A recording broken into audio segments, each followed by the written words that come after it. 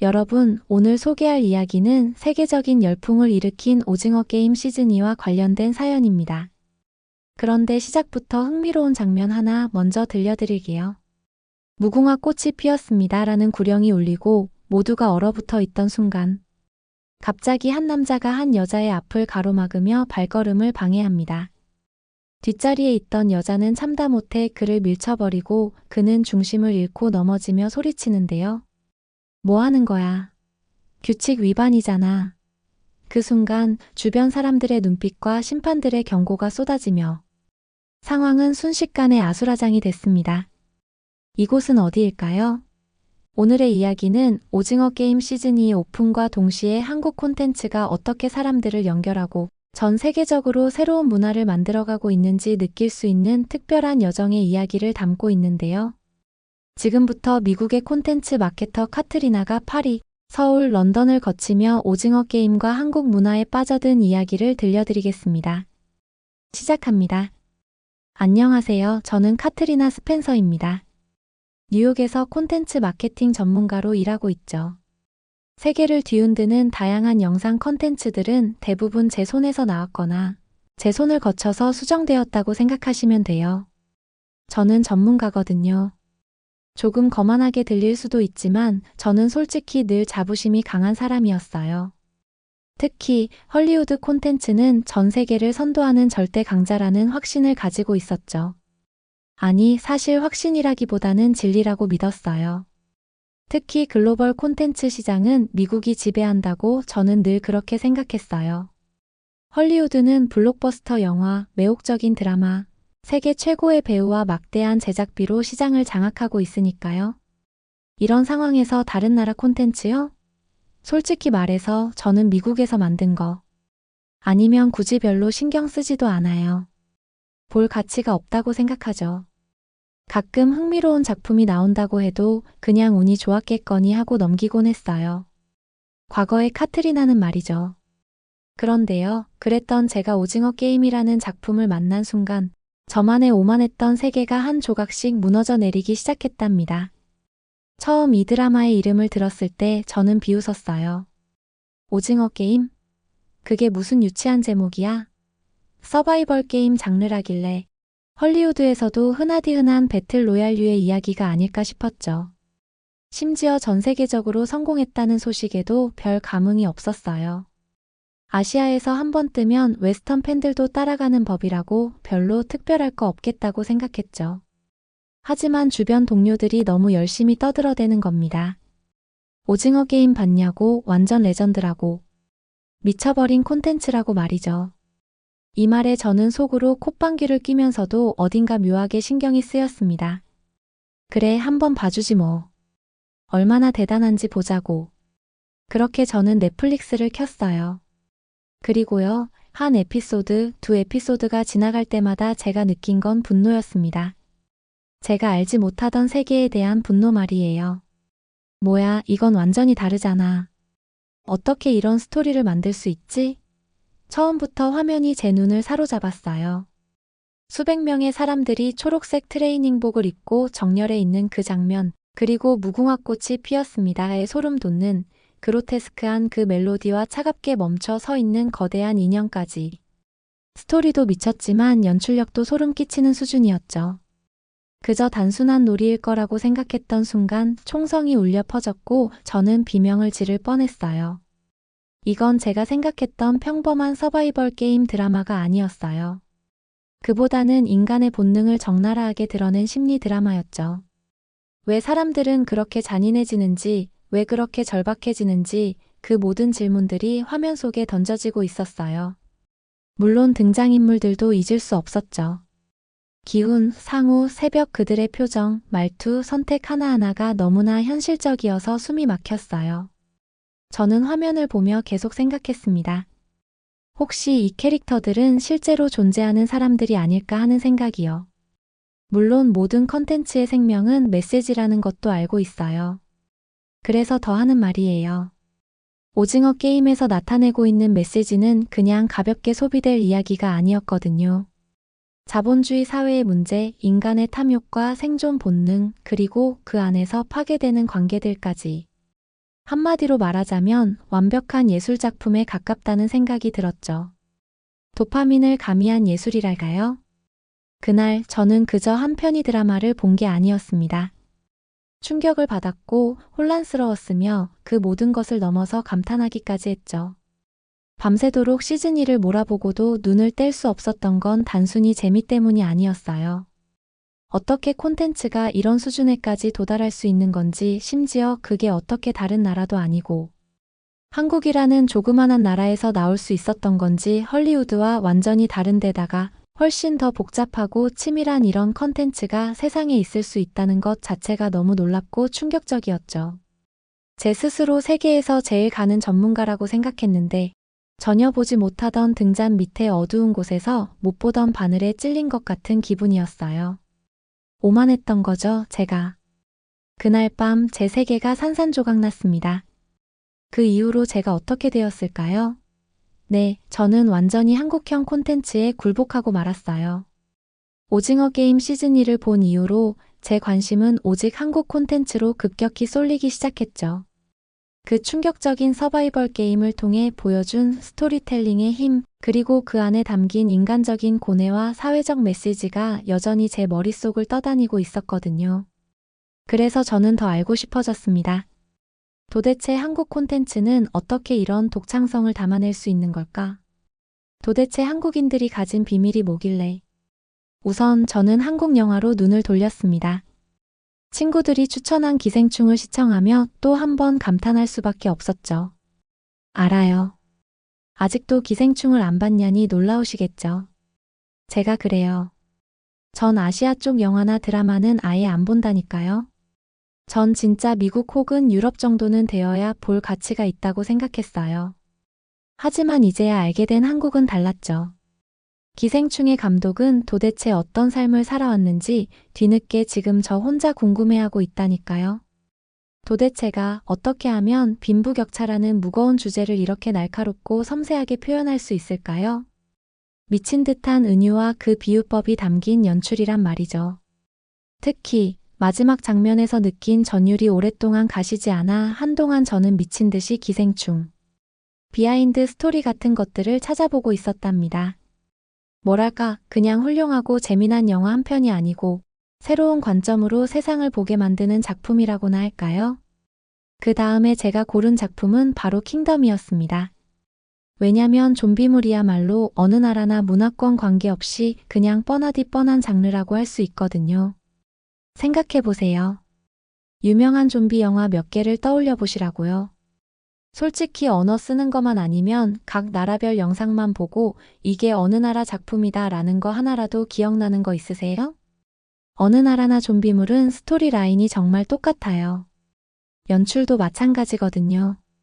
근데 킹덤의 포스터를 보고 와씨 미쳤다 소리가 절로 나왔죠. 역사극에 좀비를 더하다니요. 이건 반칙이죠. 이건 완전히 차원이 다른 이야기였어요. 조선시대라는 독특한 배경과 정치적 음모, 그리고 좀비들의 공포스러운 존재감이 차원이 다른 수준의 조화를 이루고 있었죠. 헐리우드가 이런 설정을 만들었다면 아마 더 큰 스케일로 표현했기야 했겠죠. 하지만 이렇게 촘촘하고 세련되게 엮진 못했을 거라고 전 확신해요. 이건 진짜 한국인들만이 가진 감성이 있는 거거든요. 마지막으로 또 다른 유명한 작품 미나리를 보면서 저는 한국인의 가족애와 이민자로서의 고충을 깊이 이해하게 되었어요. 단순한 감동을 넘어 삶의 복잡성과 관계의 아름다움을 느끼게 만드는 힘이 있었죠. 그런데 이렇게까지 놀라움의 연속을 겪고서도 사실 저는 내심 그런 생각이 있었어요. 그래, 한국인들 진짜 잘한다. 한국인 제작자들 진짜 똑똑한 거 인정한다. 근데 사실 그래도 대기업은 대기업이고 잘하는 중소기업은 잘해봐야 중소기업인 거지. 헐리우드가 손을 댔다면 스케일도 스토리도 훨씬 더 굉장하게 만들어낼 수 있었을 거야. 아마도 말이지. 그런 생각을 멈추지는 않았던 것 같아요. 물론 오징어 게임이 한국 콘텐츠가 글로벌 시장에서 주목받긴 했지만 이건 일종의 행운 같은 거 아닐까? 그런 생각도 했고요. 글쎄요, 지금 생각해보자면 그건 어딘가 모르게 저 자신을 방어하고 있던 것 같아요. 난 그래도 대기업 직원이잖아. 이렇게 말이에요. 그러던 어느 날 저는 오징어 게임 시즌2의 티저가 공개되었다는 소식을 들었습니다. 그 순간부터 전 세계 팬덤이 뜨겁게 반응하기 시작했죠. 그 모습을 보는데 제 안에 뭔가가 불타오르는 거예요. 알 수 없는 설렘. 너무 오랜만에 느껴보는 감정이었어요. 그제서야 저는 문득 그런 생각이 들었죠. 한국 콘텐츠가 단순히 운이 좋았던 게 아니라고. 한국에는 시대를 이끌어가는 힘이 있다고 말이에요. 전 어느새 한국의 팬이 되어 있었던 것 같아요. 더욱 놀라운 건 시즌2를 맞아 전 세계 곳곳에서 다양한 글로벌 이벤트가 열린다는 사실이었습니다. 파리 샹젤리제에서 열린 게임 이벤트, 런던에서 진행되는 음악 파티, 그리고 서울에서의 프리미어 행사까지. 한국 콘텐츠는 더 이상 지역적인 문화가 아니라 전 세계가 주목하는 중심이 되어 있었죠. 저는 그 순간 문득 번개를 맞은 듯이 결심했어요. 더 이상은 가만히 앉아서 화면 속으로만 느낄 게 아니라고. 직접 가서 확인해 봐야 한다고. 왜 한국 콘텐츠가 이렇게 전 세계를 사로잡고 있는지 그 이유를 제대로 보아야 한다고 말이에요. 그래도 제가 전문가인데 전문가로서 시장 조사는 당연한 거잖아요. 그렇게 저는 시즌2 글로벌 이벤트 참여를 목표로 한국을 비롯해 여러 나라를 방문하는 여정을 결심했습니다. 엄청난 여정이 될 거란 생각이 들었죠. 시간이 지나 12월 1일 파리 샹젤리제. 크리스마스 조명이 반짝이는 이 아름다운 거리. 한복판에서 저는 제 인생에서 가장 이상한 경험을 하고 있었습니다. 무궁화 꽃이 피었습니다. 게임에 참가한 456명의 사람들과 함께 말이죠. 솔직히 말해서 저는 여기 왜 있는지조차 확신이 없었어요. 물론 그 자리에 참여할 수 있었던 것 자체도 제가 이름난 회사의 컨텐츠 마케터이기 때문이기도 했고, 그래서 정말 시장 조사를 하는 차원으로 참여를 해야 하는 게 맞기야 했지만, 막상 그 줄에 서고 보니 경쟁심이 머리를 치고 올라오고 있었거든요. 심지어 그 자리에는 저와 비슷하게 눈에 불을 켠 사람들이 주위에 잔뜩 서 있었죠. 게임이 시작되고 거대한 인형이 돌아서며 노래를 부르기 시작했습니다. 무궁화 꽃이 피었습니다. 그 소리를 제가 실제로 듣다니요. 모두가 한순간에 멈춰섰습니다. 처음에는 웃기게만 느껴졌어요. 사람들이 얼어붙은 동상처럼 서 있는 모습이 어색하고 우스꽝스러웠거든요. 그런데 첫 라운드에서 50명이 탈락하자 분위기가 완전히 달라졌습니다. 탈락한 사람들은 실망한 얼굴로 무대를 떠나야 했고, 남은 사람들은 서로를 견제하며 조심스럽게 움직이기 시작했죠. 뭐야, 이 사람들 왜 이렇게 진지해? 저도 모르게 긴장감이 밀려왔습니다. 그렇게 몇 라운드가 지나고 저는 예상외로 꽤 잘 버티고 있었어요. 역시 난 못하는 게 없다니까 하고 우쭐대고 있던 그 순간. 문제가 생겼죠. 바로 내 옆에 있던 남자 때문이었어요. 그는 저보다 한 발 앞서가면서 계속 제 동선을 방해하던 남자였어요. 고의적으로 내 앞을 막으며 천천히 걸어가더군요. 저는 결국 어느 순간 참지 못하고 뭐 하시는 거예요? 좀 비켜줄래요? 하고 속삭이듯 말했어요. 하지만 그는 뒤돌아보며 씩 웃더니 한마디 했죠. 내가 왜? 살아남고 싶으면 네가 더 잘하면 되잖아. 엥? 이게 무슨 상황이지? 순간 머릿속이 하얘졌습니다. 이 사람 진짜 싸움을 걸겠다는 건가? 이건 그냥 게임 아니야? 저는 숨을 깊이 들이쉬며 침착하려 했지만 다음 라운드에서 그는 또다시 제 앞을 막아섰습니다. 이번에는 일부러 발을 끌며 움직임을 방해하기까지 했어요. 결국 저는 참지 못하고 그를 밀쳤습니다. 비키라고 소리치면서요. 그러자 그는 중심을 잃고 앞으로 넘어지며 소리쳤어요. 뭐 하는 거야? 규칙 위반이잖아. 심판들이 달려왔고 우리는 한바탕 실랑이를 벌였죠. 심판들은 서로에게 경고를 주며 다시 게임에 집중하라고 했죠. 저는 그제야 진정하려 했지만 그의 째려보는 눈빛이 여전히 머릿속을 떠돌고 있었죠. 이윽고 마지막 라운드. 저는 한 번도 이렇게 긴장해 본 적이 없었습니다. 옆 사람과의 갈등에도 불구하고 저는 끝까지 포기하지 않겠다고 다짐했죠. 내가 질 줄 알고, 내가 이런 컨텐츠 한두 번 참여해 본 줄 알아? 하고 씩씩거리고 있었어요. 노래가 끝나고 마지막으로 무궁화 꽃이 피었습니다. 라는 말이 울려 퍼졌습니다. 결승선이 눈앞에 있었고 저는 숨을 멈추며 마지막 발걸음을 내디뎠어요. 그리고 결국 저는 성공했습니다. 결승선을 넘었을 때 느껴진 그 짜릿함은 말로 표현할 수 없었어요. 주변 사람들이 환호하며 서로를 축하하는 가운데 저는 저 자신을 돌아보게 되었죠. 아, 무궁화 꽃놀이가 그냥 애들 놀이라던데. 아무래도 이건 그냥 놀이가 아닌 것 같다. 이건 거의 사람들 사이의 긴장감과 협력을 동시에 만들어내는 엄청난 게임이야. 라는 생각이 들었어요. 그리고 제가 갈등을 빚었던 그 남자도 결국 결승선에 도달했더군요. 우리는 짧은 눈빛 교환을 했는데 결국 그러다 말고는 이내 묘한 웃음을 주고받기만 했답니다. 서로 내심 이 게임에 너무 몰입한 나머지 서로에게 그렇게 으르렁댔다는 사실이 스스로 웃겼던 거죠. 참 놀라운 일입니다. 우린 다 큰 성인이잖아요. 우리가 언제 또 그렇게 몰입해 보겠어요? 한국 콘텐츠가 사람들을 이토록 강하게 몰입시키고 동시에 서로를 연결시킬 수 있다는 사실에 저는 깊은 감명을 받았습니다. 파리의 이벤트는 그저 시작에 불과하다는 것을 느끼며 다음 행사를 위해 짐을 꾸릴 준비를 했죠. 시간이 갈수록 오히려 제 기대감은 점점 더 커져가고 있었답니다. 이어서 12월 9일 밤 저는 이제 놀라운 장소에 당도해 있었어요.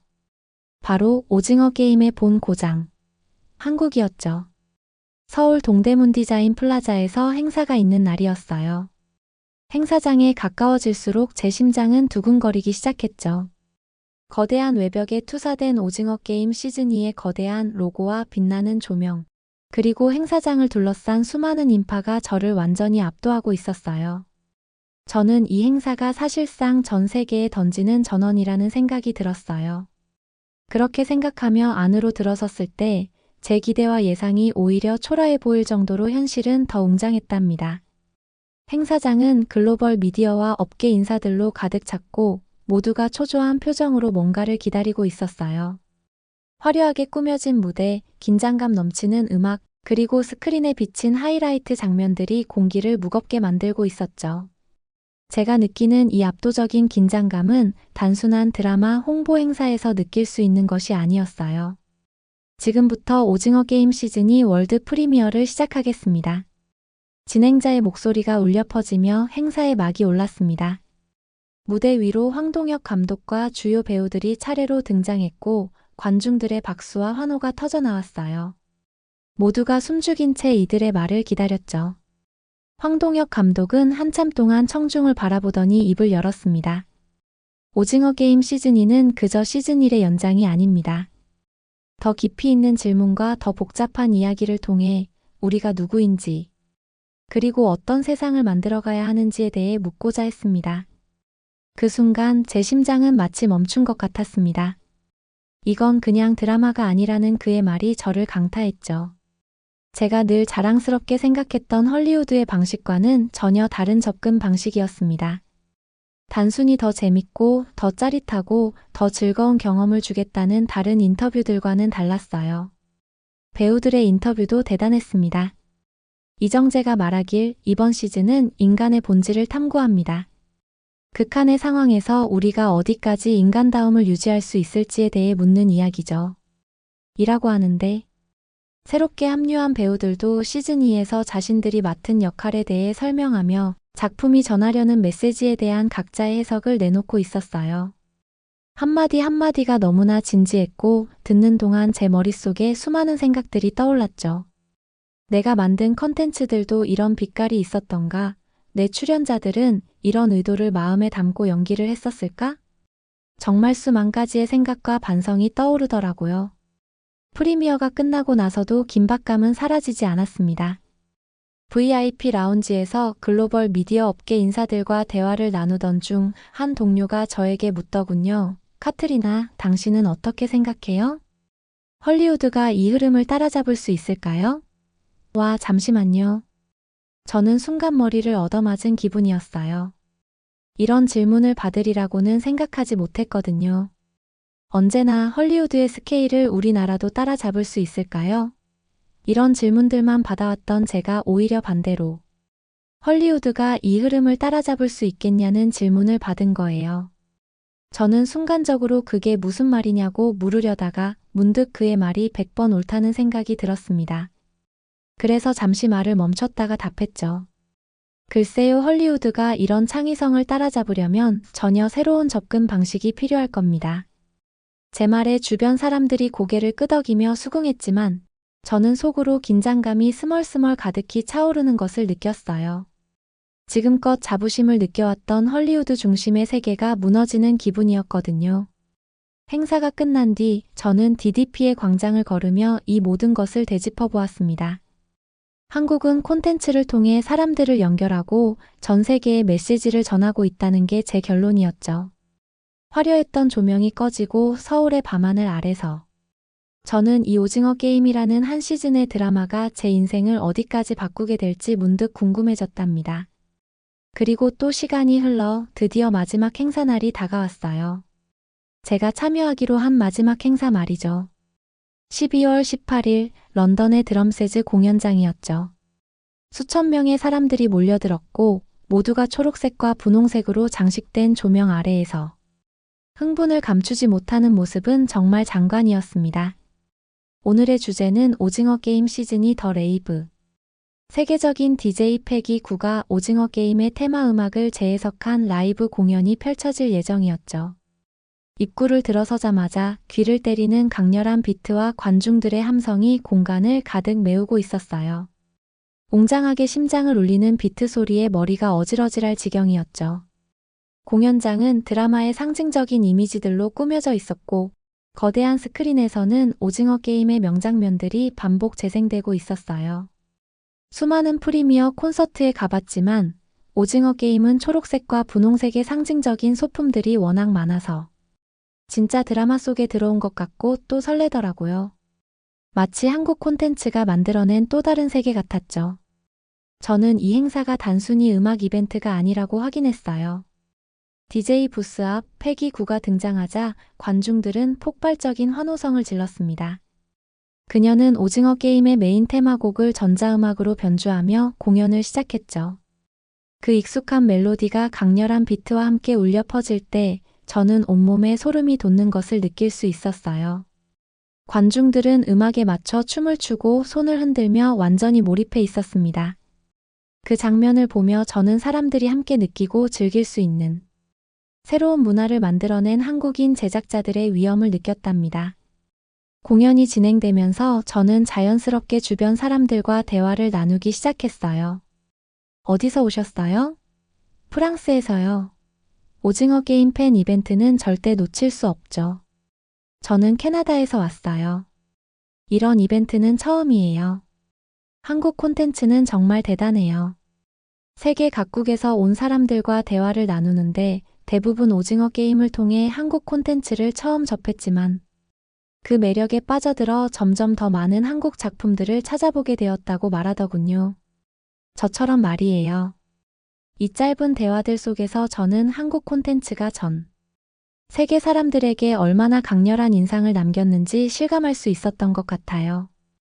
패기 9의 마지막 곡이 끝나고 공연장은 여전히 열기와 에너지로 가득 차 있었습니다.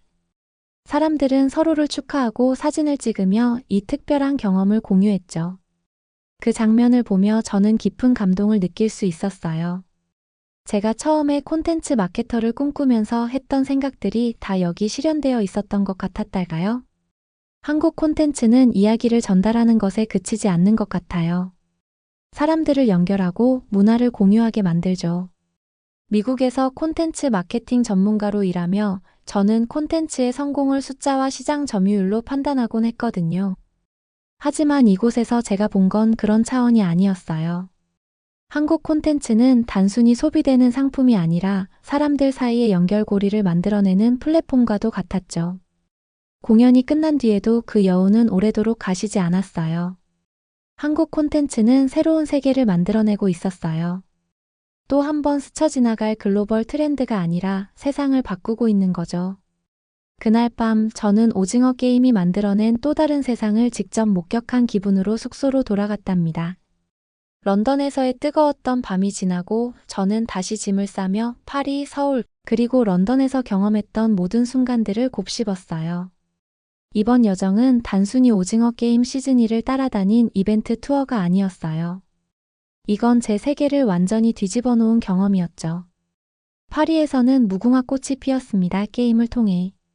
한국 콘텐츠가 사람들의 심장을 뛰게 하는 긴장감과 몰입을 만들어낸다는 걸 직접 체감했고, 서울에서는 오징어 게임의 제작진과 배우들이 보여준 철학과 열정, 그리고 작품 뒤에 숨겨진 메시지의 깊이에 감탄했죠.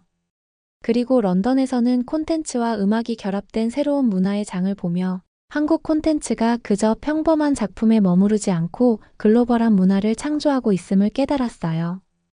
그 모든 경험이 하나로 엮이며 저는 비로소 진정으로 인정하게 되었죠. 헐리우드가 콘텐츠 왕국이던 시대는 끝났을지도 모른다고요. 한국은 이미 다음 단계에 도달했다는 생각이 들거든요. 이제 한국의 스토리들은 그저 콘텐츠를 잘 만드는 나라의 성공 스토리가 아니에요. 한국은 사람들의 마음을 움직이고 문화를 연결하며 더 나아가 세상에 메시지를 던질 수 있는 힘을 가진 나라라고 할 수 있죠. 돌아가는 비행기 안에서 저는 창밖을 바라보며 지난 며칠간의 경험을 되새겼어요.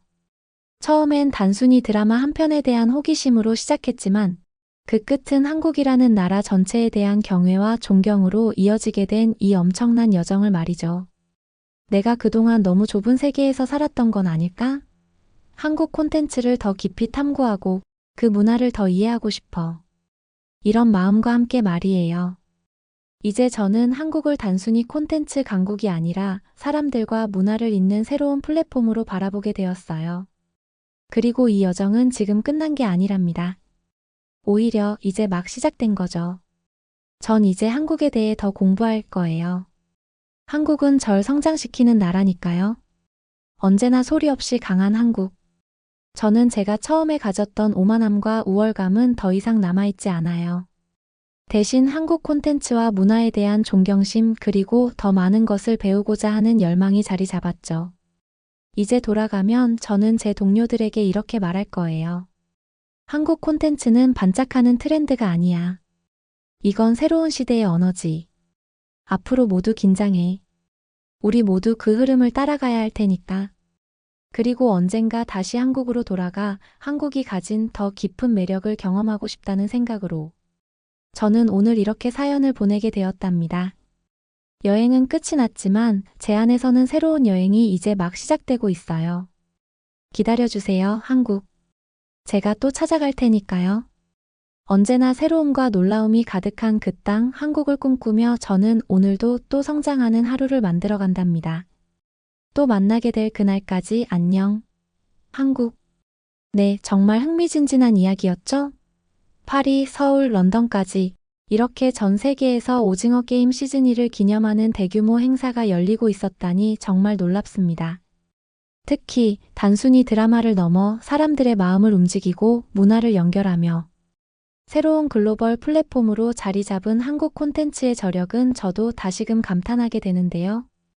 이 사연을 들으면서 저도 한국인으로서 정말 뿌듯하고 자랑스러운 마음이 들었던 것 같아요. 이제 곧 시즌2가 공개된다고 하니 저 역시 엄청 기대가 되는데요.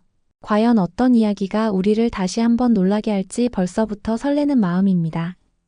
오늘 사연을 보내주신 카트리나님께도 감사의 말씀을 드리며 오징어 게임 시즌이 뿐만 아니라 한국 콘텐츠가 만들어갈 또 다른 이야기를 기대해달라는 말씀 전해드리고 싶네요.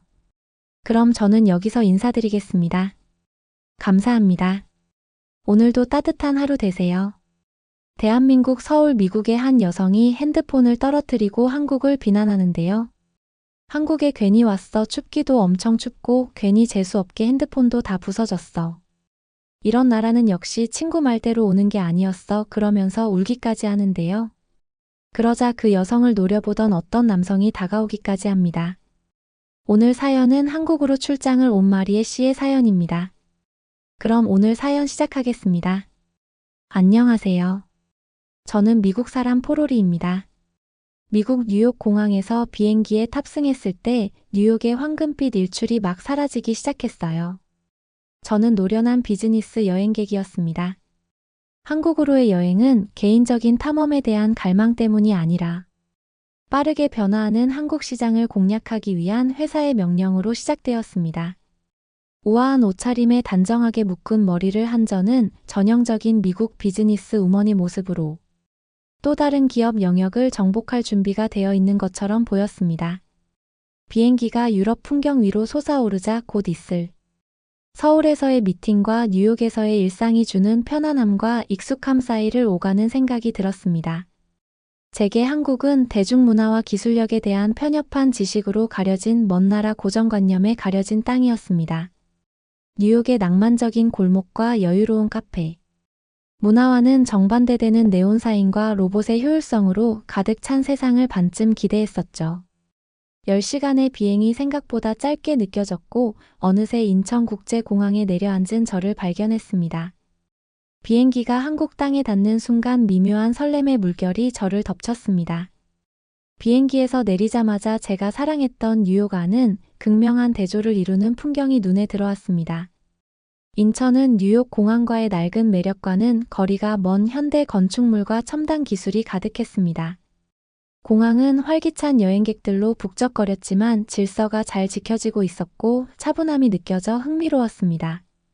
디지털 스크린에는 여러 언어로 항공편 정보가 표시되어 있었고 셀프 서비스 키오스크가 우뚝하게 서서 공항의 미로를 통과하는 승객들을 안내하고 있었습니다. 저는 놀라울 정도로 쉽게 입국 심사대를 통과할 수 있었습니다. 유럽에서 익숙했던 긴 줄과 지루한 절차에 비해 신속하고 디지털화된 절차가 거의 매끄럽게 진행되어 신선한 경험이었습니다. 찾으면서 주변 사람들의 다양성을 실감할 수 있었습니다. 저와 같은 비즈니스 여행객부터 관광객, 가족 여행객까지 각자의 이유로 한국을 찾은 사람들이 섞여 있었습니다. 공항을 나오자 한국의 초봄의 상쾌하고 깨끗한 공기가 저를 맞이했습니다. 부드러운 파랑과 부드러운 흰색의 캠퍼스 같았고 뉴욕에 남겨두고 온 회색 하늘과는 극명한 대조를 이뤘습니다. 저는 교통 시스템의 효율성에 감탄하며 택시를 불렀습니다. 핸드폰 하나로 어디든지 부를 수 있었습니다. 카카오 택시로 부르니 금방 오더라고요. 택시 말고 다른 교통수단도 있는 것 같은데 다음에는 다른 교통수단을 경험해보고 싶었습니다.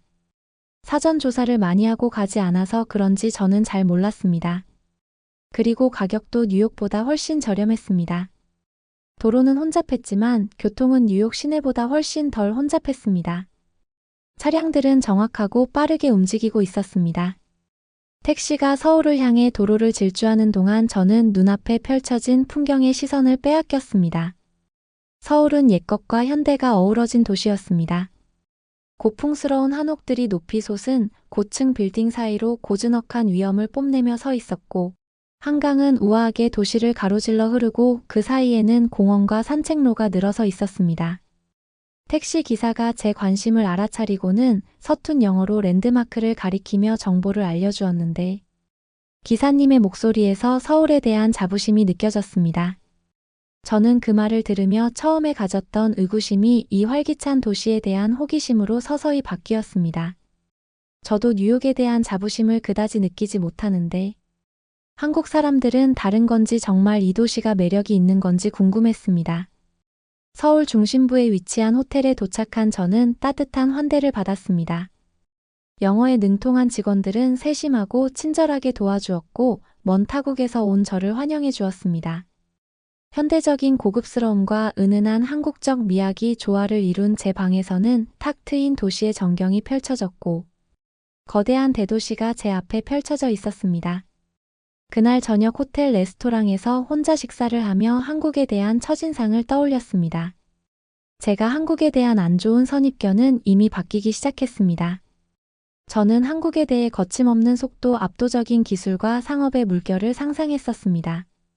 하지만 저는 전통과 혁신이 조화롭게 어우러진 사회 과거를 존중하면서도 미래를 포용하는 사회를 발견했습니다. 19세기 그대로인 뉴욕과는 전혀 다른 모습이었답니다.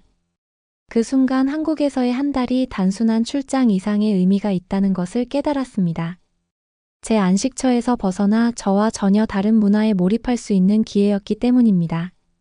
다음 날 아침 저는 활기찬 서울의 소리에 눈을 떴습니다. 호텔 창밖을 내다보니 도시는 이미 활기차게 움직이고 있었습니다. 이른 아침에 햇살이 주변 고층 빌딩의 유리와 강철에 반사되어 반짝이는데 이는 한국이 빠르게 현대화되고 있음을 상징합니다. 오늘은 한국 사람들을 만날 예정이었지만 그 전에 몇 시간 동안 혼자만의 시간을 가졌습니다. 저는 서울이라는 도시를 직접 눈으로 확인하려고 여행을 떠났습니다. 한국의 디지털 기술력을 처음 접한 것은 호텔 근처의 한 카페였습니다. 카페에 들어서자 간 내린 커피 향이 은은한 기술의 향기와 어우러졌습니다. 주문은 카운터가 아닌 세련된 터치스크린 키오스크를 통해 이루어지고 있었습니다. 저는 고객들이 디지털 메뉴를 손쉽게 탐색하고 주문이 픽업 카운터에 즉시 나타나는 모습을 지켜보았습니다. 흥미를 느낀 저는 키오스크 중 하나에 다가갔습니다. 인터페이스는 직관적이었고 영어를 포함한 언어 옵션을 제공했습니다. 심지어는 영어까지 있었습니다. 영어가 있다는 걸 안 순간 한국은 자국민만 생각하는 게 아니라 관광객과 모든 전 세계인들을 환영하는구나 싶었습니다. 전 순식간에 주문하고 국제 신용카드로 결제했습니다. 이 과정은 매끄럽고 효율적이었으며 놀라울 정도로 즐거웠습니다. 저는 신용카드로 결제했는데 옆에 있는 한 분의 노신사는 능숙하게 핸드폰으로 결제를 하더군요. 연배가 꽤 있으신 분인 것 같았는데 어떻게 저렇게 디지털 기기에 능숙한지 신기했습니다. 커피를 한 모금 마시면서 사람 간의 교류 접시 부딪히는 소리. 여유로운 분위기가 매력적이었던 제가 좋아하는 뉴욕의 카페와 극명한 대조를 이루는 이곳의 모습이 떠올랐습니다. 이곳에서는 기술이 속도와 편리함을 우선시하며 경험을 간소화했습니다. 끊임없이 전진하는 사회를 대변하는 또 다른 매력이 있었습니다. 다음 목적지는 한국 동료들의 추천으로 방문한 현직 전자제품 매장이었습니다. 저는 도시를 돌아다니면서 인터넷에 계속 접속할 수 있는 휴대용 와이파이 기기를 찾고 있었습니다. 매장은 최신 기기로 가득 찬 기술 애호가들의 천국이었습니다. 매장 직원은 제가 가장 적합한 기기를 고르는데 도움을 줄 뿐만 아니라 시간을 내어 기능을 설명해주고 그 자리에서 바로 설정해 주었습니다. 계속 둘러보면서 서울에는 기술이 어디에나 있다는 사실에 놀랐습니다. 도시 경관을 장식하는 디지털 광고판부터 여러 언어로 정류장을 안내하는 스마트 버스까지 기술은 일상생활 곳곳에 녹아 있었습니다. 서울은 모든 순간의 혁신을 수용하여 삶을 더 쉽고 더 빠르고 더 연결되게 만드는 도시였습니다. 그날 오후 늦게 비즈니스 미팅을 준비하면서 오전의 경험을 되돌아보았습니다. 한국에서 기술은 단순히 기기와 효율성에 관한 것이 아니라 연결된 사회를 만드는 것이라는 것을 깨달았습니다. 사람들을 하나로 모으고 거리를 연결하고 장벽을 뛰어넘는 도구라는 것으로 이러한 사실을 깨닫고 저는 이러한 기술 발전의 일부를 회사 운영에 통합할 수 있는 잠재력에 대해 생각하게 되었습니다. 회의는 새롭게 진행되었고 저는 제 통찰력과 아이디어로 한국 담당자들에게 깊은 인상을 남겼습니다. 한국의 디지털 문화에 대해 새롭게 알게 된 덕분에 토론의 깊이가 더해졌고 단순한 비즈니스 거래를 넘어선 수준에서 동료들과 소통할 수 있었습니다. 그날 저녁 서울 도심을 가로지르는 아름답게 복원된 물길인 청계천을 거닐면서 도시의 번잡함 속에서 평화로움을 느꼈습니다. 은은한 조명이 비추는 산책로와 잔잔하게 흐르는 물줄기는 기술적 야망과 자연 및 역사에 대한 존중의 균형을 맞추는 한국의 능력을 상기시켜 주었습니다. 다음 날은 저에게 개인적으로 해보고 싶었던 게 있었습니다. 그건 바로 한국 미용실에 가는 것이었답니다. 전 그래서 한국의 유명 헤어살롱을 방문했습니다. 평소 K-팝 스타들의 완벽한 스타일에 매료되어 있었고 한국의 뷰티 문화를 직접 경험해보고 싶었습니다. 단순히 머리 스타일을 넘어 아름다움과 기술이 완벽한 조화를 이루는 세계로 뛰어든 것이었습니다. 트렌디한 강남에 위치한 미용실은 모던 시크함이 물씬 풍기는 세련된 공간이었습니다. 안으로 들어서자 직원뿐만 아니라 디지털 리셉션 시스템이 저를 맞이했습니다. 이곳에서 태블릿을 통해 체크인을 하고 다양한 옵션 중에서 원하는 서비스를 선택했습니다. 시스템은 첨단 AI 프로그램을 통해 제 모발 유형과 얼굴형에 따라 스타일과 트리트먼트까지 제안해 주었습니다. 뉴욕의 전통적인 미용실 방식에 익숙해져 있던 저로서는 이개인 맞춤형 서비스가 놀라웠습니다. 저에게 배정된 스타일리스트는 매력적인 억양으로 유창한 영어를 구사하는 젊고 열정적인 미나라는 여성이었어요. 윤선 씨는 태블릿으로 다양한 헤어스타일의 디지털 렌더링을 보여주며 제 취향에 대해 상담해 주었습니다. 블랙핑크 지수 스타일에서 영감을 받아 비슷한 룩을 연출하기로 결정했습니다. 윤선 씨는 제 선택에 만족하며 한국 스타일리스트들이 K-팝과 그 밖의 최신 트렌드를 잘 파악하고 있다고 설명해 주었습니다. 스타일리스트의 의자에 앉자마자 세심한 디테일에 대한 세심한 배려가 눈에 띄었습니다. 미나 씨는 정확하고 세심하게 작업하여 한 올 한 올 완벽한 스타일을 완성해 주었습니다. 살롱은 활기차게 돌아가고 있었지만 가위와 헤어드라이어의 조화로운 리듬이 느껴졌습니다. 세션 중간에 무료 음료와 다양한 간식이 제공되었는데 놀랍고도 즐거운 수준의 환대였습니다. 뉴욕에서는 물 한 잔도 유료로 판매하는데 한국에서 이렇게 극진한 대접을 해주다니 전 너무 좋았습니다. 이러한 친절은 경험에 편안함을 더했습니다. 그리고 제 머리가 완성이 되었습니다. 스타일뿐 아니라 텍스처와 모발 건강까지 모두 달라진 제 머릿결을 확인할 수 있었죠. 윤선 씨의 헤어컷의 기술과 예술성을 모두 불어넣어 한국의 패셔너블한 사람이 된 듯한 기분을 느끼게 해주었습니다. 거울에 비친 제 모습을 보며 서울의 활기찬 에너지가 반영된 새로운 자신감을 느낄 수 있었습니다. 빠르고 안전한 디지털 거래로 서비스 비용을 지불하고 윤선 씨와 한국의 미의 기준과 대중문화가 패션에 미치는 영향에 대해 이야기를 나눴습니다. 한국 사회와 그 가치에 대해 더 깊은 통찰력을 얻을 수 있는 유익한 대화였습니다. 미용실을 나오면서 저는 활력을 되찾은 기분이었습니다. 이 경험은 단순한 신체적 변화를 넘어 한국 미용의 우아함과 세련됨을 강조하는 문화적 몰입이었습니다. 또한 한국 문화의 특징으로 인식하기 시작한 전통과 혁신의 조화를 강조하는 시간이었습니다. 호텔로 돌아오는 길에 뉴욕에서의 생활이 떠올랐습니다. 이번 여행이 제 외모뿐만 아니라 나와는 다른 문화를 바라보는 시각과 이해에 있어서도 저를 어떻게 변화시키고 있는지 깨달았습니다. 서울이 첨단 기술과 번화한 거리의 도시가 아니라 아름다움과 전통 혁신이 어우러져 진정으로 독특한 무언가를 만들어내는 곳으로 보이기 시작했죠. 다음 날은 저에게 또 다른 깨달음을 가져다 주었습니다.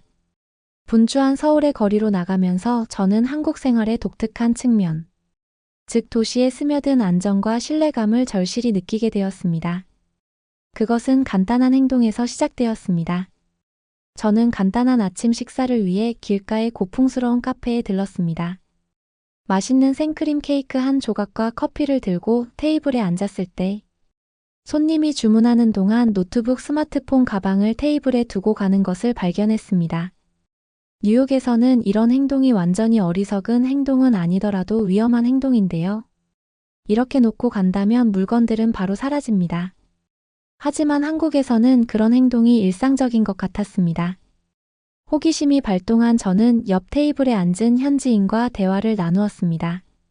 지연이라는 이름의 젊은 직장인 남성은 서울에서 절도가 전혀 없는 것은 아니지만 타인의 재산과 개인 공간을 존중하는 문화가 강하다고 설명했습니다.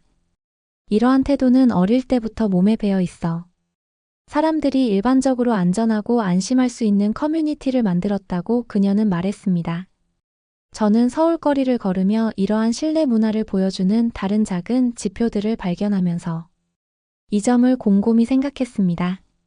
물건을 밖에 진열해 놓고 아무도 없는 상점 주인이 잠그지 않은 채 방치된 자전거. 심지어 하교 후 아무렇지도 않게 집으로 걸어가는 아이들까지 뉴욕에서 익숙했던 조심스러운 경계심과는 완전히 대조적인 모습이었죠. 이러한 관찰을 통해 저는 이러한 안정감이 가져다주는 자유에 대해 더 폭넓게 생각하게 되었습니다. 특히 여성들이 밤늦은 시간에도 여유를 가지고 돌아다니는 모습이 눈에 띄었습니다. 카페와 레스토랑은 개인 안전에 대한 불안감 없이 저녁을 즐기는 사람들로 활기차게 돌아가고 있었습니다. 낮이 저녁으로 바뀌면서 저는 서울의 밤 문화를 직접 경험해 보기로 했습니다. 저는 활기찬 거리와 골목을 탐험하며 밖으로 나섰습니다. 간판과 광고판의 네온 사인이 밤하늘을 밝히는 등 도시는 활기가 넘쳤습니다. 하지만 번잡함 속에서도 위협이나 위험은 전혀 느껴지지 않았습니다. 저는 작은 술집과 식당으로 가득한 활기찬 지역에 들어섰습니다. 이곳에서는 친구, 가족, 심지어 혼자 온 손님들까지 모두 편안하고 만족스러운 분위기에서 밤을 즐기는 모습을 볼 수 있었습니다. 저는 길거리 포장마차의 일종인 포장마차의 공동 테이블에 앉았는데 사람들은 저를 친근하게 고개를 끄덕이며 미소로 맞이해 주었습니다. 그곳에 앉아 현지 음식과 소주를 음미하며 주변 사람들과 대화를 나누었습니다. 번역 앱의 도움과 몸짓으로 언어의 장벽은 쉽게 극복되었고 우리는 이야기와 웃음을 나누었습니다. 한국 문화의 공동체적이고 포용적인 정신을 느낄 수 있는 따뜻한 경험이었어요. 나중에 호텔로 돌아오는 길에 저는 해방감을 느꼈습니다. 두려움 없이 도시를 탐험하고 경험할 수 있는 자유는 제가 누리지 못했던 사치였습니다. 번화한 거리와 고즈넉한 공원, 최첨단 기술과 뿌리 깊은 전통이 공존하는 서울은 깊은 안정감과 자유로움을 느낄 수 있는 곳이기도 했습니다. 주말에 유서 깊은 도시 경주로 여행을 계획했지만 무거운 여행 가방을 들고 다닐 생각에 두려움이 앞섰습니다. 그때 저는 서울에 기발한 서비스 중 하나인 관광객을 위해 특별히 고안된 수화물 운송 시스템을 발견했습니다. 호텔에서 이 서비스를 알게 되었는데 호텔에서 캐리어를 픽업해 경주의 숙소까지 직접 배달해 준다는 설명을 들었습니다. 가벼운 여행을 할 수 있다는 말에 호기심과 안도감을 느낀 저는 이 서비스를 이용하기로 결정했습니다. 이용 절차는 의외로 간단하고 저렴했습니다. 간단한 양식을 작성하고 미국에서 비슷한 서비스를 이용할 때 지불할 것으로 예상되는 금액의 절반도 안 되는 돈을 지불하면 끝나는 것이었어요. 경주에 도착하자마자 제 짐은 숙소에 도착한다고 하더라고요. 짐을 맡긴 후 저는 서울을 좀 더 자유롭게 돌아다니기 위해 출발했습니다. 편리함과 혁신에 대한 한국의 헌신을 보여주는 이 서비스에 감탄했습니다. 단순히 기술적인 측면뿐만 아니라 일상생활과 여행에서 편리하게 해결해 준다는 점이 인상적이었습니다. 그래도 솔직히 약간의 걱정은 있었습니다. 경주에 갔는데 없으면 어떻게 하지? 그래도 저는 이 서비스를 믿기로 했습니다. 명동 거리를 거닐며 짐이 없으니 몸도 마음도 가벼워지는 것을 느꼈고 주변의 활기찬 에너지를 흡수하니 마음도 가벼워졌습니다. 세련된 액세서리부터 맛있는 길거리 음식까지 다양한 상품을 파는 노점상들과 번화한 거리를 누비는 다양한 연령대의 사람들로 거리는 색채와 소리의 만화경으로 활기를 띠고 있었습니다. 그날 늦은 오후 활기찬 거리를 내려다보는 아늑한 카페에 앉아 서울의 전통과 현대적 요소가 완벽하게 통합된 모습을 떠올렸습니다. 서울은 문화유산을 유지하면서 미래를 포용하는 독특한 방식으로 균형을 이루고 있었는데 저는 그 균형이 매력적이면서도 감탄스러웠습니다. 다음 날 경주에 도착했을 때 이미 호텔에 제 여행 가방이 놓여 있는 것을 보고 깜짝 놀랐습니다. 서비스의 효율성과 신뢰성에 깊은 인상을 받았습니다. 여행이라는 큰 틀에서 보면 사소한 부분이었지만 여행 경험을 크게 향상시켰습니다. 경주에 머무는 동안 저는 한국의 풍부한 역사에 푹 빠져들었습니다. 고대 사찰을 방문하고 전통 건축물에 감탄하고 지난 시대의 이야기를 속삭이는 울창한 정원을 거닐었죠. 경주의 역사적인 분위기와 서울의 현대적인 활기가 대조되면서 한국의 문화적, 역사적 깊이에 대해 더 깊이 이해할 수 있었습니다. 불국사와 석굴암 정말 아름다운 곳이었습니다. 경주라는 도시는 매우 매력적이었어요. 이런 세계문화유산도 볼 수 있다니. 유적지를 둘러보면서 서울에 있는 서비스의 편리함과 성견지명에 대해 생각했습니다. 수화물 운송 시스템은 사려 깊음과 혁신, 그리고 사람들의 요구에 대한 깊은 이해가 어우러진 도시 그 자체에 대한 것이었습니다. 서울로 돌아와서 저는 서울에 대한 새로운 감사를 느꼈습니다. 단순히 기술 발전의 장소가 아니라 주민과 방문객을 배려하고 사려 깊은 서비스와 솔루션을 통해 삶을 더 쉽고 즐겁게 만들어주는 도시로 보였기 때문입니다. 그날 저녁 호텔방에서 휴식을 취하며 제 경험에 대해 일기를 썼습니다. 경험한 편리함과 배려, 옛것과 새것의 완벽한 조화. 미래를 내다보면서도 사람들을 돌보는 것을 잊지 않는 도시에 있다는 느낌에 대해 썼습니다. 그리고 다음날 저녁 늦은 시간 휴대폰을 떨어뜨려 화면이 깨져 더 이상 사용할 수 없게 된 것이죠. 이 사고로 인해 저는 모든 정보가 들어있는 핸드폰을 사용할 수 없게 되었을 뿐만 아니라 다음날 중요한 비즈니스 미팅이 예정되어 있었기 때문에 패닉 상태에 빠졌습니다. 답답하고 불안한 마음에 저는 호텔 직원에게 제 처지를 이야기했습니다. 놀랍게도 직원은 믿을 수 없을 정도로 빠른 배송 서비스로 유명한 국내 대표 이커머스 플랫폼인 쿠팡을 통해 새 휴대폰을 주문하는 것이 좋겠다고 제안했습니다. 말도 안 된다고 생각했지만 절박했던 저는 호텔 컴퓨터의 도움을 받아 쿠팡에 접속했습니다. 영어를 포함한 여러 언어로 볼 수 있는 옵션이 있는 사용자 친화적인 웹사이트를 발견했습니다. 몇 분 만에 새 휴대폰 갤럭시를 선택하고 구매를 완료했습니다. 예상 배송 시간은 다음날 이른 아침까지였는데 유럽에서 며칠씩 기다리는 것에 익숙한 제게는 놀라운 약속이었습니다. 다음날 아침에 일어나 보니 새 휴대폰이 이미 호텔 리셉션으로 배달되어 제가 수령할 준비가 되어 있었습니다. 서비스의 효율성과 속도는 제 눈에는 기적과도 같았습니다. 자칫 재앙이 될 수도 있었던 상황이 한국의 발전된 이커머스 인프라 덕분에 이렇게 신속하고 원활하게 해결되었다는 사실에 감탄했습니다. 이 경험을 통해 서울 생활의 또 다른 측면, 즉 기술적으로 발전했을 뿐만 아니라 사람들의 요구에 놀라울 정도로 빠르게 반응하는 소비 문화에 눈을 뜨게 되었습니다. 거의 즉각적인 서비스를 제공하는 쿠팡의 배송 시스템은 효율성과 고객 만족을 중시하는 한국 사회의 모습을 반영하고 있었습니다. 저는 하루 종일 이 경험을 한국에서 익숙했던 것과 비교할 수밖에 없었습니다. 뉴욕에서는 이런 상황이 발생하면 보험금 청구 절차가 길어지고 휴대폰 매장을 방문해야 하며 며칠 동안 휴대폰 없이 지내야 할 수도 있었을 것입니다. 하지만 서울에서는 번거로움을 최소화하면서 몇 시간 만에 문제가 해결되었습니다. 이 사건을 계기로 서비스 지향적 문화에 대한 깊은 성찰을 하게 되었습니다. 이렇게 빠르게 물건을 받을 수 있다는 것은 편리함뿐만 아니라 안정감과 신뢰감도 제공했습니다. 이는 혁신과 고객 관리에 대한 한국의 노력을 보여주는 증거였으며 저는 이러한 점이 점점 더 매력적으로 느껴졌습니다. 새 휴대폰을 손에 들고 비즈니스 미팅에 참석하면서 한국 동료들과 제 경험을 공유했습니다. 그들은 정중하게 관심을 가지고 경청하며 한국에서는 이러한 서비스가 보편화되어 있다고 설명했습니다. 그들에게는 일상적인 삶의 일부였지만 저에게는 서비스와 기술의 한계를 끊임없이 넓혀가는 사회를 엿볼 수 있는 놀라운 경험이었죠. 그날 저녁 그날의 일들을 되돌아보며 한국에 도착한 이후 한국에 대한 인식이 크게 바뀌었다는 것을 깨달았습니다. 매일 한국 사회의 효율성과 역동성에 대한 새로운 인사이트를 얻었습니다.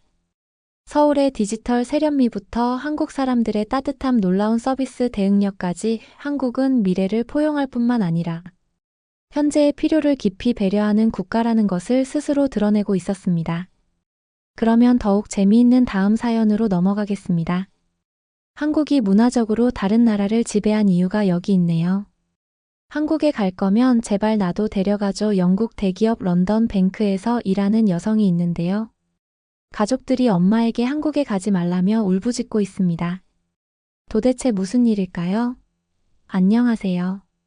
저는 영국 런던 은행에서 경영 지원 업무를 담당하고 있는 다이아라고 합니다.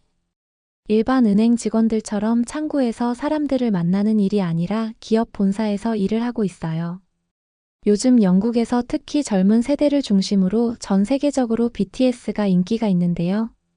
BTS뿐만 아니라 블랙핑크나 스트레이키즈 같은 그룹도 아주 인기예요. 저희가 어렸을 때 미국이나 영국 노래를 들으면서 좋아했던 것처럼 말이에요. 근데 이 인기가 쉽게 사그라들 것 같진 않아요.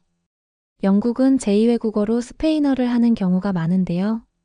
학생들이 제2외국어로 한국어를 배우기를 가장 원한답니다. 그런데 한국 분들이 워낙 없으니까 한국어 선생님 구하기가 하늘의 별 따기라고 해요.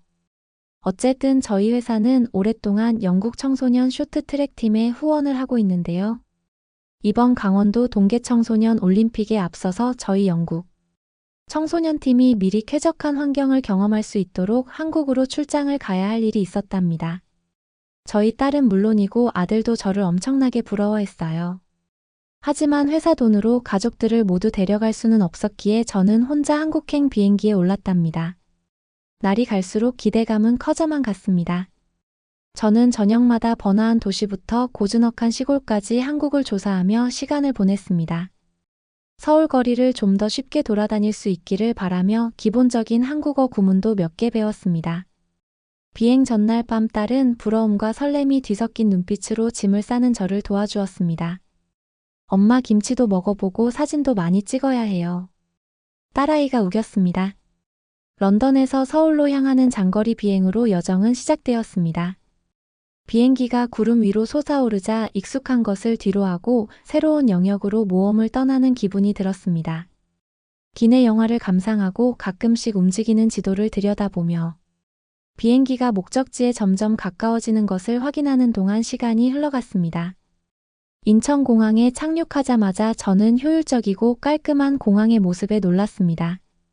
공항은 분주한 활동의 중심지였지만 모든 것이 원활하게 돌아가는 것처럼 보였습니다. 입국 수속은 매우 간편했고 직원들은 미소와 정중한 인사로 저를 안내하는 등 매우 친절했습니다.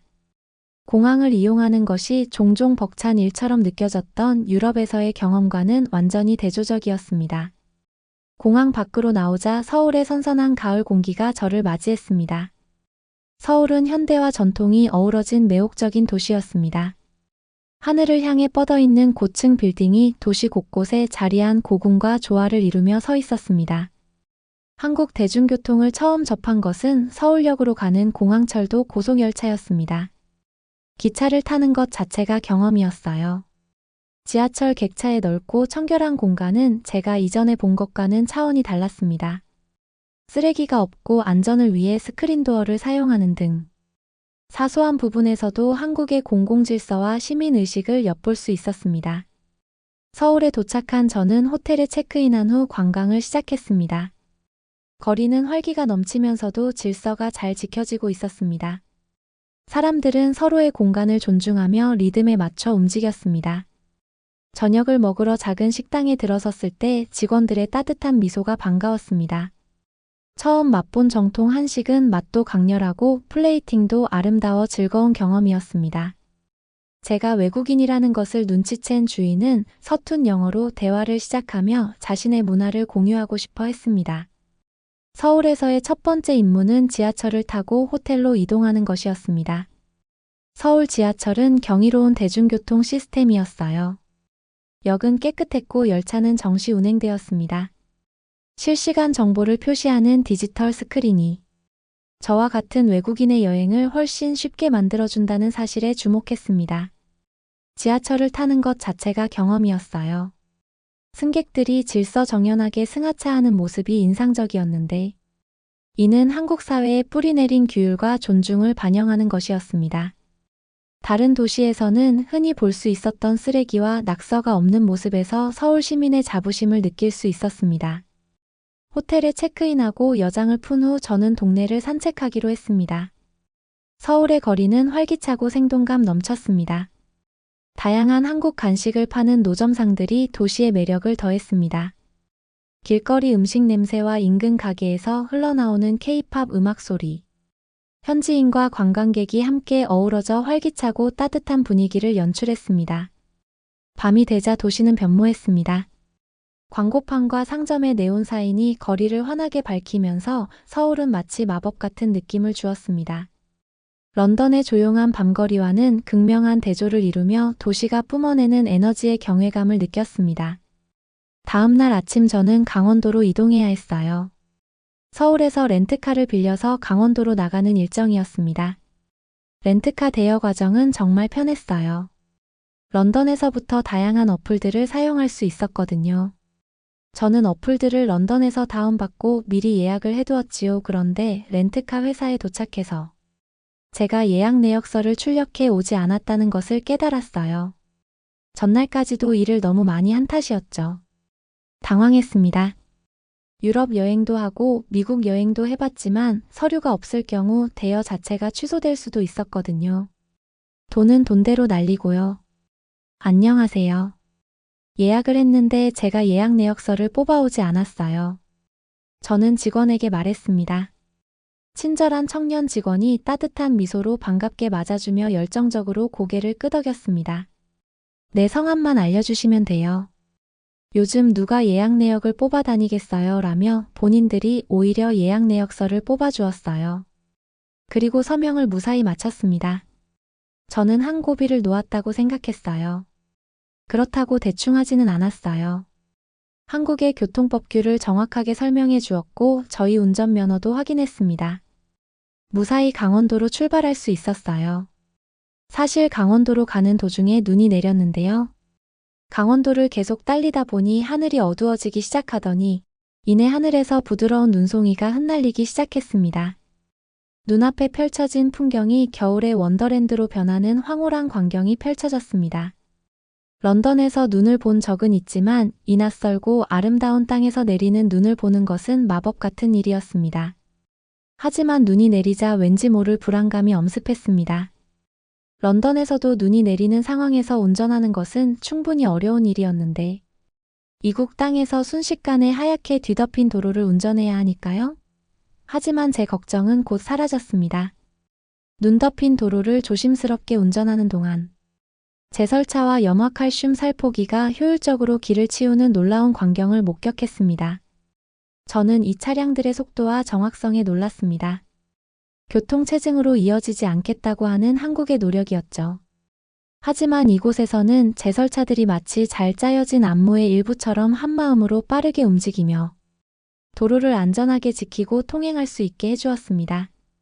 심지어 제설차는 벤츠였어요.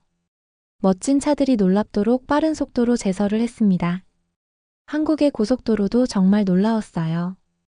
영국은 땅이 넓으니까 도로에 가로등이 아니라 로드마커라고 직접 빛을 비추지 않는 표지판만 있어요. 이 표지판은 빛을 반사하기만 해서 차량의 헤드라이트에서 반사된 빛에 의존한 채로 도로를 달려야 하죠. 전 운전이 능숙해지기 전까지는 절대 밤에 운전을 안 했어요. 잘 안 보였거든요. 그런데 한국은 놀랍게도 가로등이 없는 도로가 없었어요. 누구나 안전하게 다닐 수 있게 배려를 해준 것이었죠. 제설차의 밝은 불빛이 내리는 눈을 뚫고 지나가고 엔진 소리는 이런 상황에서도 도로를 유지하기 위해 세심한 주의를 기울이고 있음을 상기시켜 주었습니다. 그때 저는 이러한 서비스가 안전뿐만 아니라 한겨울에도 일상생활에 지장을 주지 않고 지낼 수 있도록 하는데 얼마나 중요한지 깨달았습니다. 깨끗하게 정리된 길을 따라가면서 감사한 마음이 저를 덮쳤습니다. 눈 속에서도 저와 같은 여행객들이 안전하게 강원도의 아름다움을 만끽하며 여행할 수 있도록 도로를 치우는데 힘써주신 분들의 노고와 헌신에 감사한 마음이 들었습니다. 제설차를 앞세우고 달리는 동안 저는 이 땅과 이 땅의 사람들이 겨울의 품에 안긴 경험을 공유하고 있다는 친밀감을 느꼈습니다. 강원도의 폭설과 그에 대한 대응은 세계 어느 곳에 있든 삶의 일부인 적응력과 회복력을 일깨워 주었습니다. 이 경험은 한국이 저에게 보여준 놀라움과 교훈의 또 다른 예였습니다. 제 여정을 기억에 남게 만든 것은 아름다운 자연경관이나 풍부한 문화뿐만 아니라 자연의 변덕에 효율적이고 신속하게 대응하는 모습과 날씨에 상관없이 도로가 뚫리고 여행을 계속할 수 있다는 조용한 확신을 목격하는 순간들이었습니다. 호텔에 도착해서는 저는 걱정을 했는데요. 선수들의 방이 2개로 나뉘었거든요. 침대가 있는 곳과 없는 곳이 있었습니다. 저는 침대방으로 바꿔달라고 하고 저는 침대가 없는 방에서 잠을 청했습니다. 방에 들어가자마자 매끄러운 표면 아래에서 부드럽고 포근한 온기가 느껴졌습니다. 기존 히터에서 뿜어져 나오는 뜨거운 공기와는 차원이 다른 편안함을 느낄 수 있었습니다. 온기가 바닥 전체에 고르게 퍼지면서 마음을 편안하게 해줬어요. 저는 이 기발한 난방 방식에 감탄하며 발의 열기가 느껴지는 것을 느끼며 계속 걸어 다닐 수밖에 없었습니다. 잠자리에 들 시간이 되자 요 위에 누웠고 온돌의 온기가 피곤한 근육에 스며들었습니다. 부드러운 열기가 육체적으로 뿐만 아니라 정신적으로도 편안함을 주는 특별한 느낌이었어요. 한옥의 고즈넉한 분위기 속에서 따뜻한 온돌 바닥에 누우니 수백 년 동안 이어져 온 한국 전통과 연결되는 느낌이 들었습니다. 온돌의 온기가 단순히 물리적인 온기를 넘어 과거와 연결되는 것 같았고, 이런 방식으로 생활하고 잠을 잤던 여러 세대의 한국인과 연결되는 것 같았습니다. 온돌의 열기는 하루 종일 여행하는 동안 뼛속까지 스며든 추위를 쫓아내는 것 같았습니다. 온돌은 저를 좀처럼 경험해보지 못한 편안한 상태로 이끌었습니다. 그날 밤 저는 제 인생에서 가장 편안한 수면을 취했습니다. 고요한 환경과 온돌 특유의 편안함이 여행의 피로를 완벽하게 풀어주었습니다. 아침에 일어나니 상쾌하고 활력이 넘치는 기분이었습니다. 잠시 온돌에 누워 여운이 남는 온기를 음미하는 동안 경외감을 느끼지 않을 수 없었습니다. 소박하면서도 효율적인 디자인의 온돌은 한국 전통 생활의 독창성과 실용성을 보여주는 증거였습니다. 저는 전부 침대방으로 바꿔달라고 한 것을 다른 몇 개의 방은 온돌방으로 남겨달라고 했어요. 한국 문화를 워낙 좋아하는 친구들이 있어서 똑같이 바닥에서 자고 싶어 하는 학생들이 있을 것 같았거든요. 제가 가장 만족했던 것은 급식이었어요. 정말 한국은 먹는 것에 진심이었어요. 점심시간이 다가오자 저는 학생들을 따라 식당으로 들어갔고 식당 안은 질서와 기대감으로 가득 차 있었습니다. 학생들은 식판을 들고 줄을 섰고 저 역시 전형적인 한국 학교 급식이 무엇인지 궁금해하며 줄을 섰습니다. 배식 라인을 따라 이동하면서 저는 제공되는 음식의 다양성과 질에 놀랐습니다. 한식의 기본인 밥, 채소가 들어간 국, 생선구이나 닭고기 등 단백질이 풍부한 요리, 김치와 나물 무침 등 다양한 반찬 후식으로 과일 한 조각 등 균형 잡힌 식단으로 구성되었습니다. 가장 인상 깊었던 것은 균형 잡힌 영양과 신선하고 건강에 좋은 식재료의 사용을 강조하는 것이었습니다. 런던에서 학교 급식은 종종 미리 포장된 음식이나 간단한 샌드위치로 구성되었고, 다양성이나 영양에 대한 관심은 거의 없었습니다. 앞에서는 영양이 풍부하고 학생들의 입맛을 사로잡을 수 있도록 급식을 계획하는데 많은 고민과 정성이 들어간다는 것을 알 수 있었습니다. 저는 쟁반을 들고 몇몇 학생들과 함께 테이블에 앉았는데 그들은 외국인이 점심을 먹는다는 사실에 즐거워하면서도 환영하는 표정이었습니다. 음식을 먹기 시작하면서 건강할 뿐만 아니라 맛도 좋다는 것을 알게 되었습니다. 일반적으로 학교 식당에서 맛볼 수 있는 밍밍하거나 지나치게 가공된 음식과는 거리가 먼 풍성하고 만족스러운 맛이었어요. 영국은 외식 물가가 정말 비싸거든요. 이런 다양한 반찬과 메뉴를 먹으려면 최소 2만 원은 지불해야 할 거예요. 학생들이 한국에서 이 모든 것들을 먹을 생각을 하니까 정말 다행이라고 생각했어요.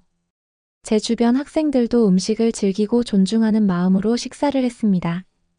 각 학생이 먹을 만큼만 가져가고 모든 음식을 감사하는 마음으로 먹었기 때문에 낭비되는 음식이 거의 없었습니다.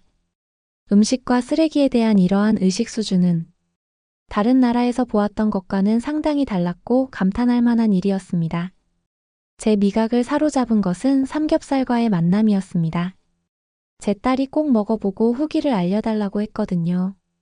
방탄소년단이 먹는 걸 봤다고 하면서요. 하루 일정을 마친 어느 날 저녁 지글지글거리는 그릴 소리와 손님들의 활기찬 수다로 가득 찬 한식 삼겹살집에 앉았습니다. 따뜻하고 매력적인 분위기는 바깥의 차가운 저녁 날씨와는 극명한 대조를 이뤘습니다. 웨이터가 익히지 않은 두툼한 마블링의 삼겹살 조각을 가져다 주자 기대감이 커졌습니다. 그는 능숙하게 테이블 중앙에 있는 그릴에 삼겹살을 올려놓았고 향긋한 냄새가 코끝을 자극했습니다.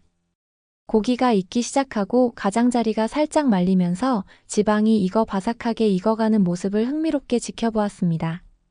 웨이터는 구운 돼지고기 한 조각을 상추 잎에 싸서 쌈장 걸쭉하고 매콤한 양념장을 살짝 바르고 생마늘 한 조각과 구운 양파 한 조각을 얹어 먹는 전통 방식으로 삼겹살을 먹는 방법을 알려주었습니다. 저는 그의 지시에 따라 설렘과 호기심이 뒤섞인 마음으로 처음 한 입에 물었습니다. 정말 놀라웠어요. 돼지고기는 부드럽고 풍미가 좋았으며 고기와 지방이 완벽한 균형을 이루고 있었습니다. 양상추의 아삭한 마늘의 매운맛, 양파의 단맛, 고소한 쌈장이 어우러져 완벽한 음식이었어요. 각각의 재료가 고유의 맛과 식감을 내면서도 모두 완벽하게 조화를 이루었습니다. 저는 쌈에 김치나 구운 버섯을 추가하는 등 다양한 조합을 시도하며 계속 먹었습니다. 제 입맛에 맞게 고기를 요리하고 한입 조립하는 식사의 상호작용적 특성은 다른 식사에서는 거의 경험하지 못한 재미와 참여의 요소를 더했습니다. 저는 마지막 날 학생들이 삼겹살을 꼭 경험했으면 하는 마음에 삼겹살집을 일정에 추가했어요. 공항으로 향하기 전 마지막으로 서울 거리를 한 번 더 걸었습니다. 이제 제게 익숙한 도시는 활기차게 돌아가고 있었습니다. 노점상들이 좌판을 설치하고 직장인들이 서둘러 지나가고 갓 내린 커피 향이 공기를 가득 채웠습니다. 저는 작은 카페에 들러 커피 한 잔을 음미하며 마지막으로 서울의 풍경과 소리에 흠뻑 취했습니다. 공항에서 비행기를 기다리며 그동안 찍은 사진들을 둘러보았습니다. 사진들이 다 추억이자 시간을 포착한 순간이었습니다. 경복궁의 웅장함부터 시골의 고즈넉한 아름다움까지 사진마다 발견과 경이로움의 이야기가 담겨 있었습니다. 런던로 돌아오는 비행기 안에서 저는 제가 배운 교훈에 대해 깊이 생각할 시간을 가졌습니다. 한국은 저에게 전통과 현대의 균형 공동체의 중요성, 소박함의 아름다움을 가르쳐 주었습니다. 한국 사람들의 친절과 환대는 저에게 깊은 감동을 주었고, 서로의 차이에도 불구하고 친절과 존중이라는 보편적인 언어가 있다는 것을 일깨워 주었습니다. 저는 한국이 단순히 문화만 뛰어난 나라가 아니라 사람들의 생활 습관도 뛰어난 나라라는 것을 알 수 있었어요. 또한 제가 몰랐을 뿐 한국은 너무나 발전해서 지금 한국의 문화가 영국을 정복하고 있는 게 당연하게 느껴졌습니다. 한국은 놀랍도록 발전한 나라였거든요. 런던로 돌아오자 익숙한 도시의 풍경과 소리가 저를 반겨주었습니다. 가족들은 제가 돌아오기를 간절히 기다렸고 아이들도 제 모험담을 듣고 신나했습니다. 가족들에게 기념품과 사진을 보여주며 제 이야기를 나누다 보니 이번 여행이 저를 변화시켰다는 사실을 깨달았습니다. 다양한 문화에 대한 새로운 인식과 더 많은 세계를 탐험하고 싶은 열망이 생겼습니다.